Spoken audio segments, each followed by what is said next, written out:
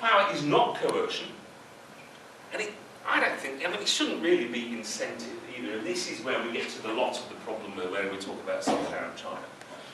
If you're offering money and investment and aid, or threatening not to, can we really say that that's not some form of hard power? It might not be military hard, it might not be sanctions hard, but it doesn't seem to be particularly soft.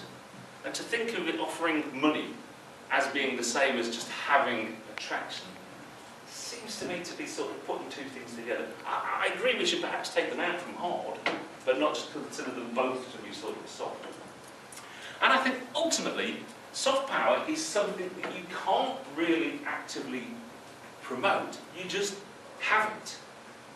The power emerges from being it. So at the moment, actually, in some respects, you go out and start promoting it. For me, it moves from being truly soft into being something else. Exactly what else, I'm not wholly sure. So that's the sort of the general sort of the background to what soft power could be, would be, might be. And let's move on to the specifics of China now. Any queries or questions on that?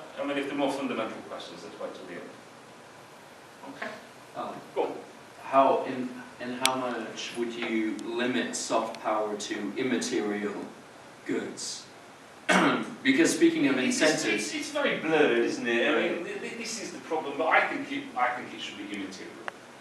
Because if you think about it, you're right in the sense that an incentive or aid obviously has some kind of values attached to it, but that goes for everything. We're moral animals. Yeah, if you want to talk about Chinese aid, I'll come back and do that in a couple of weeks because that's a different story altogether. Right, okay.